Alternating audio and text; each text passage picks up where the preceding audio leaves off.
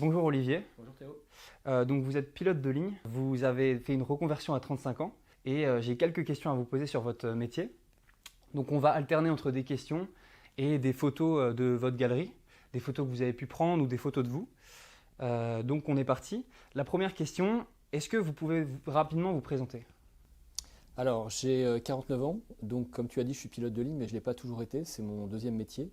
Je suis également instructeur en aéroclub, donc pour des jeunes ou des moins jeunes d'ailleurs qui veulent passer le brevet de pilote privé, pour certains ensuite pour devenir professionnels. Et voilà pour la présentation de façon brève. Ok. Donc on va directement passer sur la première photo. Donc là on voit un avion, c'est l'avion avec lequel vous avez fait vos tout premiers vols pour devenir pilote privé. Est-ce que vous pouvez un peu la commenter? Oui, alors ça c'est un avion français, c'est de marque Robin. C'est un avion qui est très répandu dans les aéroclubs, donc que beaucoup de gens ont utilisé pour passer leur brevet de pilote privé, c'est-à-dire de loisirs. Effectivement, mes tout premiers vols, je les ai faits sur ce type d'avion avec une motorisation un petit peu différente, mais il ressemble à ça quand même. Et voilà, donc j'ai fait mes premiers vols avec un instructeur et ensuite mes premiers vols tout seul à bord, puisque au cours de la formation, on fait des vols tout seul. Donc ça, c'est quand même aussi le premier vol tout seul à bord, c'est toujours un grand, grand moment, un grand souvenir dans la vie d'un pilote. Et voilà, c'est un petit avion 4 places que j'ai après pas mal utilisé pour partir en week-end avec des amis, avec des potes en avion. C'est assez sympa comme moyen de transport. Donc une question cette fois-ci. Est-ce que vous pouvez un peu nous raconter votre parcours professionnel? Alors, je peux. Alors, donc, il est pas banal, hein, puisque même si c'est vrai qu'aujourd'hui, votre génération, vous allez beaucoup plus facilement passer pour certains d'un métier à un autre au cours d'une carrière. Donc, quand j'étais jeune, quand j'avais ton âge, j'étais déjà myope et je ne pouvais pas avoir la visite médicale pour être pilote de ligne. Donc, du coup, je ne pouvais pas faire ce métier, même si j'étais déjà passionné. Donc, j'ai décidé de faire autre chose professionnellement. J'ai fait un institut d'études politiques et j'ai fait une école de journalisme, le CFJ d'ailleurs. On est là dans les locaux du CFJ. À l'époque, c'était pas là, mais voilà, j'ai fait le CFJ. J'ai fait du journalisme quelques années. Après, j'ai bifurqué vers le web. J'ai créé une boîte avec des amis. Et puis après, j'ai décidé de me reconvertir professionnellement. On passe à la prochaine photo. Donc là, c'est une photo du premier avion que vous avez piloté en tant que professionnel cette fois-ci, donc pendant 5 ans, avec transport d'organes. Est-ce que vous pouvez nous parler plus en détail de cette photo? Ça, c'est un avion américain pour le coup, un avion plus gros, un avion qui transporte une dizaine de passagers en plus des deux pilotes. C'est des hélices toujours, mais c'est des turbines, c'est plus des moteurs à piston. Donc c'est un avion qui peut voler à peu près par tous les temps, qui peut voler dans les nuages, qui peut aller relativement loin. On passe sur la prochaine question. Donc, quelles sont les étapes d'un vol typique en tant que pilote? Alors, c'est toujours à peu près la même chose, qu'on soit pilote privé, donc on vole pour ses loisirs, ou qu'on soit pilote professionnel, pilote de ligne. Donc, avant de commencer le vol, il va y avoir toute la préparation du vol, donc avec l'autre pilote quand on est deux pilotes. Donc là, on va s'intéresser à toute une série de choses. On va d'abord regarder l'avion.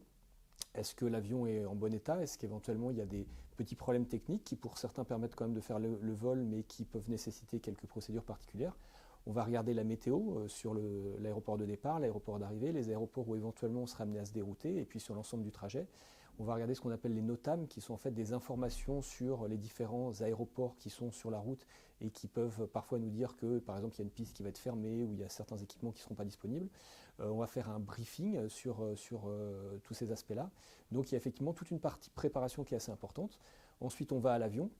Il y a un des pilotes qui va faire la visite pré-vol, donc il va faire le tour de l'avion pour voir si l'avion va bien. Ensuite, on va insérer dans ce qu'on appelle le FMS, donc en fait c'est l'ordinateur pour simplifier de l'avion, toute la route de l'avion.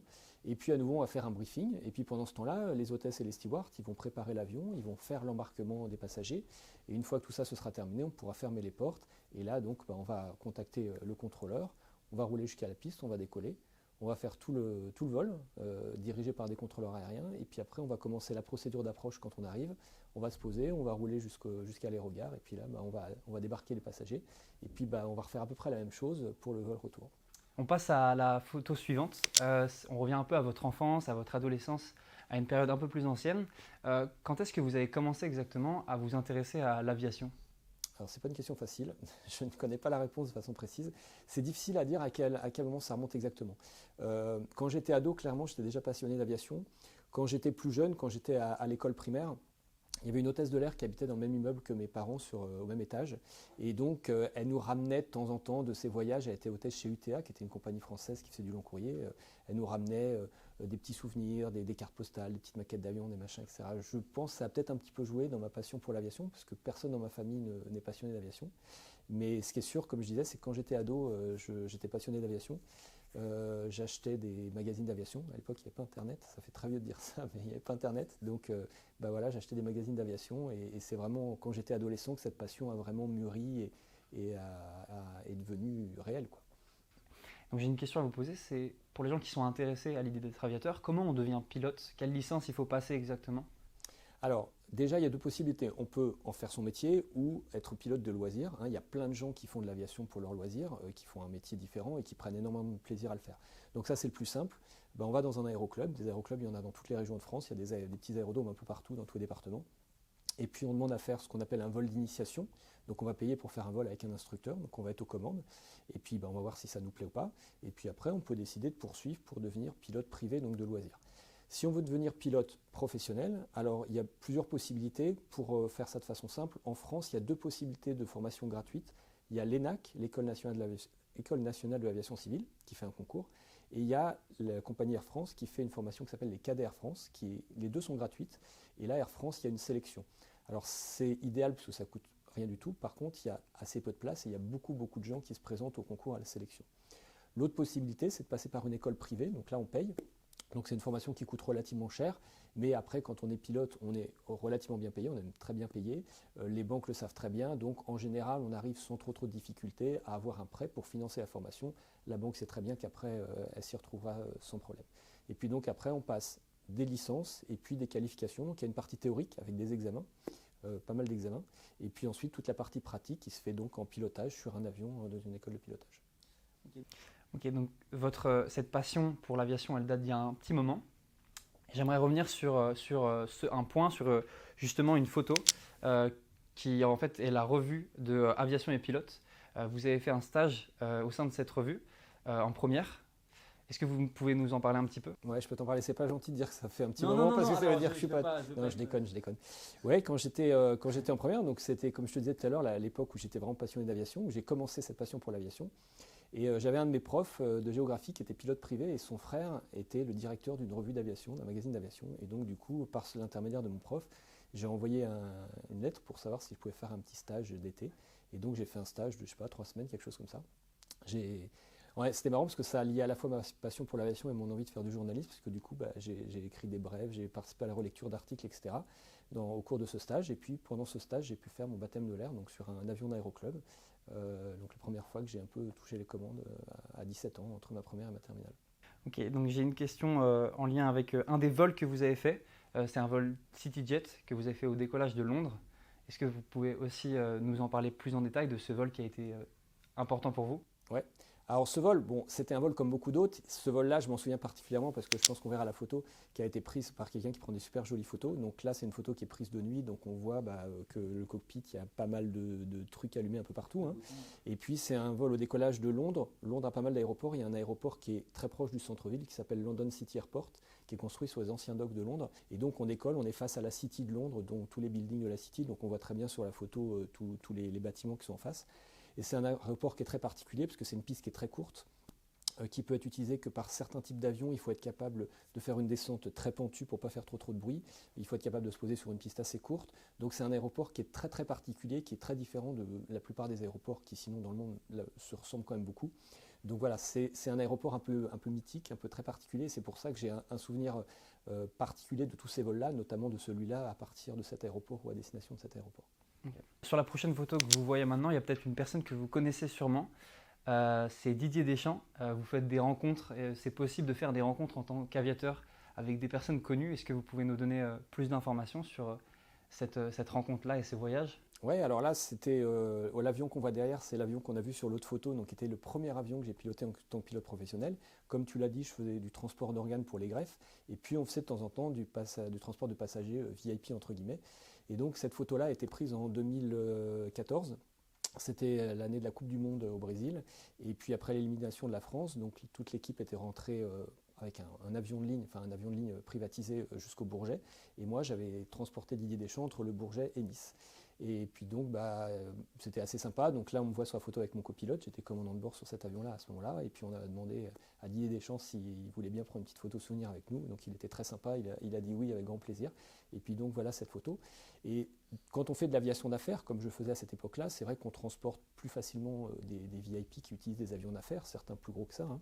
Mais même quand on est pilote dans une compagnie aérienne classique, chez Air France par exemple, et dans d'autres compagnies, on peut être amené à transporter des gens qui sont connus. Il n'y a pas très longtemps, avec Transavia, là, on a transporté Stockholm, une des actrices de la série Casa de Papel. Et puis voilà, ça arrive de temps en temps qu'on transporte des gens connus. L'autre jour, j'ai transporté Marianne Chazelle qui joue ZZ dans Le Père Noël est une ordure et qui a joué dans plein d'autres films. Donc voilà, c'est rigolo de croiser des gens, donc on les embête pas, on leur dit bonjour discrètement. Et puis voilà, en général, ils n'aiment pas trop qu'on les embête, ils ont envie de pouvoir voyager tranquillement. Voilà. Mais c'est vrai que c'est toujours sympa de transporter des gens qui sont connus. Je tiens aussi à mentionner que vous avez une chaîne YouTube et en faisant le tour de votre chaîne YouTube, vous abordez le thème de la phraséologie, donc c'est-à-dire de savoir parler à la radio. Est-ce que vous pouvez nous donner un peu plus de détails sur ça? Oui. Alors effectivement, sur cette chaîne qui s'appelle Histoire d'aviation, je parle de plein de choses autour de l'aviation et j'ai fait une vidéo sur la phraséologie. La phraséologie, c'est les mots qu'on va utiliser quand on parle à la radio, puisque dans un avion, on parle à la radio avec les contrôleurs, même si maintenant on peut leur envoyer des messages écrits, un peu comme des SMS, entre guillemets. La phraséologie, c'est très particulier, il y a des mots très particuliers, il y a des règles, et c'est extrêmement important de bien les respecter pour être sûr qu'on est bien compris par le contrôleur, et pour que le contrôleur soit sûr qu'on a bien compris ce qu'il nous demande de faire. Le plus grave accident de l'histoire de l'aviation, qui s'est passé dans les années 70 à Tenerife, aux Canaries, c'était la collision entre deux Boeing 747, donc deux gros avions, ça a fait plusieurs centaines de morts. Les accidents, il y a toujours en général plusieurs causes qui s'imbriquent, mais une des causes de cet accident, c'était une erreur de phraséologie, il y a eu une incompréhension à la radio qui a été une des causes qui a provoqué cet accident. Donc ça montre bien que c'est extrêmement important d'être très précis dans les mots qu'on utilise. Si on a un doute, de faire répéter, soit faire répéter le contrôleur, soit le contrôleur fait répéter le pilote, pour que tout le monde soit sûr qu'on s'est bien compris et qu'il n'y a pas eu d'incompréhension qui pourrait avoir des conséquences graves. On revient sur une photo qui a été importante pour vous pendant votre formation professionnelle. C'est cette photo de cet avion bimoteur. Est-ce que vous pouvez nous en donner aussi plus de détails, nous parler un peu des vols que vous avez fait avec cet avion-là? Oui. Alors, quand on est pilote privé, en général, on pilote un avion monomoteur. Hein. Dans les aéroclubs, il n'y a quasiment que des avions monomoteurs, donc avec un seul moteur. Là, c'était la première fois que je pilotais un avion multimoteur. Bon, c'était un bimoteur, il n'y avait que deux moteurs, mais voilà. Donc, c'est assez différent. Parce qu'en fait, les moteurs, sur la plupart des avions, donc il y en a un de chaque côté, ou deux de chaque côté, et quand il y a un des moteurs qui tombe en panne, ça provoque une dissymétrie, et donc il faut apprendre à gérer cette panne moteur. Et c'est vrai que la première fois qu'on n'est plus aux commandes d'un avion avec un seul moteur, mais un avion avec plusieurs moteurs, on passe quand même une étape. Hein, donc voilà, c'est pas rien, c'est tout nouveau, c'est une nouvelle expérience. Et puis voilà, c'est l'avion aussi qui m'a permis de passer toutes mes licences de pilote professionnel pour apprendre à voler dans les nuages, donc aux instruments, et puis pour apprendre, donc, comme j'ai expliqué juste avant, comment on gère le pilotage d'un avion multimoteur et notamment la panne moteur dans ce cas-là, sur ce type d'avion. Il y a une question aussi qu'on peut tous se poser. À quoi pense un pilote avant un vol en fait? À quoi vous pensez? Quelles sont vos préoccupations? C'est un métier, comme beaucoup d'autres métiers d'ailleurs, où il faut être très rigoureux, parce que, encore une fois, les erreurs ou les oublis peuvent avoir des conséquences importantes.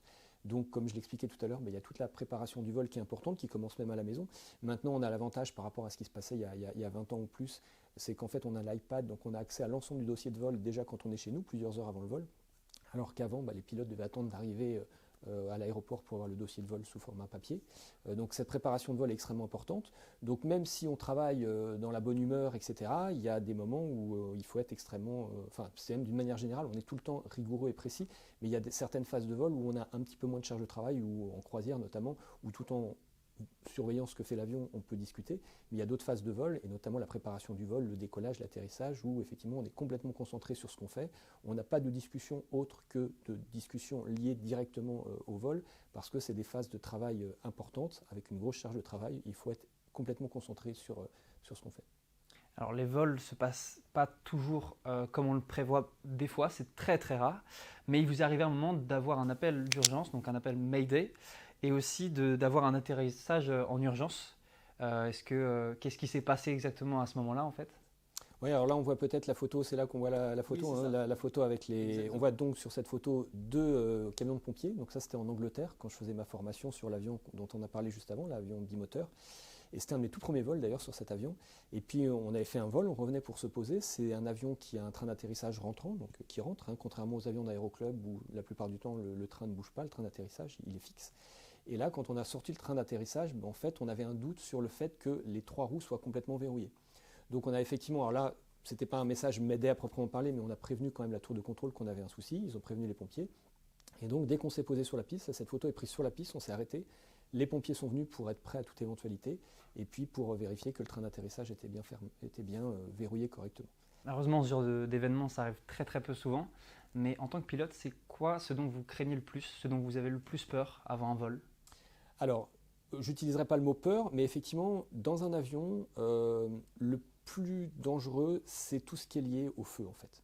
Un peu comme sur un bateau. Sur un bateau, on a quand même plus facilement, éventuellement dans le pire des cas, la possibilité de sauter à l'eau.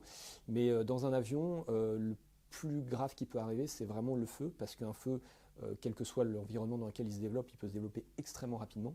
Et dans un avion, il faut quand même le temps d'aller se reposer, et ça prend, même si on fait ça très vite, ça prend un certain temps.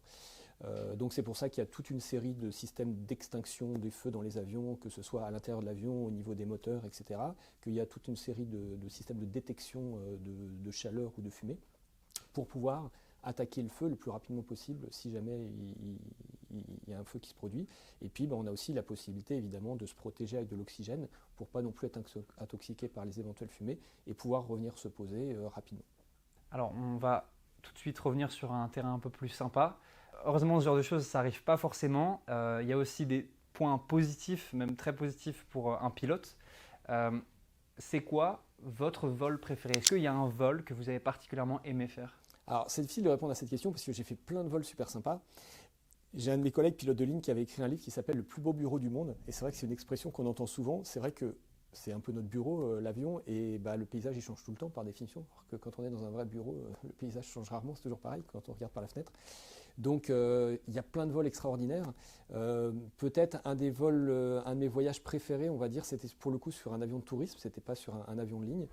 J'ai eu la chance d'aller en Afrique du Sud, donc là avec un avion de ligne en tant que passager avec Air France, pour aller chercher un avion d'aéroclub et le ramener d'Afrique du Sud jusqu'en Allemagne. Donc ça veut dire que j'ai fait toute l'Afrique par la côte est jusqu'à l'Égypte. Ensuite, traverser la Méditerranée, la Crète, la Grèce et jusqu'à l'Allemagne. Et là, c'est vrai que c'est des vols extraordinaires parce que c'est des vols extrêmement longs et qu'on fait rarement avec un avion léger. Et puis, il y a eu tout un vol entre le Soudan, enfin même entre l'Éthiopie via le Soudan et ensuite l'Égypte, où en fait on a survolé, j'étais avec un autre pilote, on a survolé le désert pendant des heures et des heures, en arrivant par le lac d'Assouan, etc. Et c'est vrai que ça, c'était un souvenir extraordinaire parce qu'on était trop bas pour entendre les contrôleurs. On était obligé de faire passer nos messages par d'autres avions de ligne qui, eux, comme ils étaient très hauts, ils arrivaient à recevoir, puisque les sons radio, ça passe en ligne droite, hein, ils arrivaient à recevoir nos messages et à les retransmettre aux contrôleurs aériens et vice-versa. Et ça, c'est vrai que c'était un super souvenir parce que ces heures au-dessus du désert, le désert, on a l'impression que c'est toujours pareil, mais en fait, ça change tout le temps. C'est comme regarder un feu de cheminée ou un aquarium. On peut regarder ça pendant un certain temps, c'est à la fois pareil et ça change. Et c'était vraiment magique, ce vol au-dessus du désert qui a duré plusieurs heures. On arrive aux dernières questions. Il y a peut-être beaucoup de gens qui ont l'envie de devenir pilote de ligne. C'est quoi exactement les qualités qu'il faudrait avoir pour être pilote de ligne?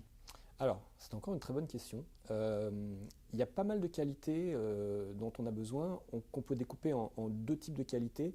Il y a des qualités, on va dire, purement de connaissances et des qualités techniques. C'est-à-dire que, en fait, dans les sélections de pilotes de ligne, ils font passer ce qu'on appelle des tests psychomoteurs pour voir si on arrive à gérer, en fait, si on va arriver à gérer pour simplifier un peu le pilotage. Il n'y a pas forcément besoin d'être extrêmement bon en maths. J'ai fait sur ma chaîne YouTube une vidéo justement où j'aborde cette question. On a souvent l'impression en France qu'il faut avoir fait maths sup, maths spé, qu'il faut avoir fait un bac scientifique, être extrêmement bon en maths pour être pilote, pas forcément. Voilà, donc il y a ces connaissances-là. Et après, l'autre partie, j'ai envie de dire, c'est la plus importante, c'est vraiment des qualités humaines. Parce que, comme dans tous les métiers, l'humain est important, mais là, on est dans un cockpit, on est deux, et on ne peut pas trop se friter et se taper dessus, parce que sinon, ça a des conséquences graves. Dans un bureau, si on s'engueule, c'est un peu embêtant, mais c'est pas très grave. Dans un avion, ça peut avoir des conséquences un peu graves. Donc, les qualités humaines, il faut être capable d'être à l'écoute de ce que dit l'autre, il faut être capable de se remettre en cause, il faut être capable de dire moi j'ai une idée, mais en fait son idée à lui elle est meilleure que la mienne. Il ne faut pas avoir d'ego en disant ouais non mais c'est son idée donc la mienne elle doit être meilleure. Il faut être capable de travailler en équipe d'une manière générale, et dans les sélections des compagnies il y a aussi des jeux de rôle un petit peu avec un groupe où on va soumettre pas vraiment une énigme mais une situation, et on va voir comment les candidats gèrent cette situation ensemble, comment ils font ça en groupe. Encore une fois, en écoutant ce que dit l'autre, pas en étant le seul à parler et en étant persuadé que c'est son idée qui est la meilleure. Donc c'est tout un ensemble de qualités humaines. Il faut être patient, parce que parfois il faut aussi savoir accueillir avec philosophie tous les petits aléas qu'on va avoir pendant un vol ou au sol, qui peuvent être un peu agaçants, mais il faut vraiment arriver à prendre sur soi, pas montrer son agacement, parce que l'agacement c'est quelque chose qui est un peu contagieux, donc si ça commence à énerver tout l'équipage, c'est pas terrible. Voilà. Donc c'est vraiment toutes ces qualités humaines qui sont en fait le plus important pour faire ce métier. Okay. On arrive à la dernière photo. Cette photo, c'est celle d'un avion qui pollue. On le sait, les avions polluent énormément. Et vous, en tant que pilote de ligne, j'aimerais avoir votre perspective, vu qu'on rentre un peu dans une ère beaucoup plus éco-responsable. Votre point de vue sur ça, c'est quoi exactement? Alors c'est une question qui est extrêmement intéressante, à laquelle il n'est pas facile de répondre. Donc effectivement, c'est une réalité. L'aviation pollue, mais comme plein d'autres secteurs, comme les vêtements qu'on porte, la production de ces vêtements, ça pollue énormément. Quand on mange un steak, ça pollue énormément, etc. Donc il y a l'ensemble des secteurs qui polluent, l'ensemble des secteurs doivent faire des efforts. C'est vrai que l'aérien, il est quand même pour moi un peu un bouc émissaire parce que c'est extrêmement visible. C'est vrai qu'encore une fois, quand on mange un steak haché, ou pas haché d'ailleurs, ou quand on s'habille, on ne pense pas forcément à ce que ça représente au niveau pollution. L'aérien a fait énormément de progrès en termes d'émissions, va continuer à en faire. Il y a beaucoup de recherches qui sont faites sur l'avion électrique, sur l'avion hydrogène, etc., qui sont des projets à moyen et à long terme. Donc après, c'est un peu de la responsabilité de chacun. Il y a des gens qui ont décidé de ne plus prendre l'avion. Pourquoi pas? Il faut savoir que depuis une quarantaine d'années en France, depuis que le TGV existe, toutes les liaisons pour lesquelles c'est plus pratique de prendre le TGV, il n'y a quasiment plus d'avions sur ces lignes-là sans qu'il y ait besoin d'interdiction. C'est vrai qu'il y a des gens qui ne vont plus vouloir prendre l'avion pour aller passer 3 jours sur une plage en Grèce par exemple, alors qu'ils pourraient faire ça plus proche de chez eux. Chacun doit... c'est la responsabilité de chacun, mais après, il ne faut pas oublier que l'avion, ça permet aussi de découvrir d'autres cultures et puis d'aller voir des gens qu'on aime, que ce soit sa famille ou des amis qui habitent à l'autre bout de la France, de l'Europe ou du monde. Et contrairement à ce qu'a dit quelqu'un il n'y a pas très longtemps en disant il faudrait qu'on ait le droit qu'à 3 allers-retours par an, ça crée du lien quand même, c'est quand même de l'humain, c'est pas juste encore une fois aller se dorer la pilule sur une plage, et ça c'est un peu irremplaçable. Alors sur pas mal de liaisons on peut prendre le train effectivement à la place, mais sur plein d'autres liaisons ce ne sera pas possible, le train ne peut pas encore traverser l'océan Atlantique, donc l'avion restera difficilement remplaçable pour toutes ces liaisons là. On arrive à la toute dernière question, et comme vous le savez, le nom de la chaîne c'est le stylo 4 couleurs. C'est pourquoi je vais vous demander de prendre une feuille, un stylo 4 couleurs, et d'écrire une phrase qui a été importante pour vous, qui vous a suivi, qui vous évoque peut-être beaucoup de choses. Donc je vais vous donner une feuille, un stylo, et vous allez pouvoir noter cette phrase. Alors la phrase dit « Je voudrais ne jamais redescendre ». C'est une phrase dite par Jean Mermoz, qui est un aviateur français extrêmement célèbre, qui a volé dans le cadre de l'Aéropostale. Il ne faut pas hésiter à lire la biographie de Mermoz par Joseph Kessel, qui est aussi un écrivain qui a fait plein de choses. Et donc il disait ça à un ami, il lui disait « Tu sais, je voudrais ne jamais redescendre », en expliquant que quand il est dans son avion, il est tellement bien qu'en fait il aimerait ne jamais se poser. Et c'est vrai que quand on est en avion, on survole par définition le monde, donc on est un peu coupé du monde, et on voit le monde en tout petit, on voit les voitures en tout petit, les gens en tout petit, etc. Et c'est vrai que ça donne une vision des choses. C'est un peu, toute proportion gardée, ce qu'ont pu ressentir les premiers astronautes qui sont allés sur la Lune et qui ont vu la Terre en tout petit et qui se sont dit mais finalement on n'est pas grand-chose. La Terre, quand on la voit de très loin, elle est toute petite, donc évidemment c'est pas la même chose, on est beaucoup plus proche, mais quand même le fait de prendre un peu du recul et de survoler un peu au sens propre et au sens figuré, c'est une sensation très particulière, et c'est vrai que ça permet de prendre un peu du recul sur notre vie, sur tous les petits aléas qu'on peut avoir au sol. Et voilà, c'est pour ça que je trouve que cette phrase est extrêmement belle et qu'on peut y réfléchir longtemps et en tirer pas mal de leçons. Merci beaucoup Olivier pour cet entretien. Ça a été très plaisant. Et puis sur ce, on se retrouve mardi prochain pour la prochaine interview à 18h.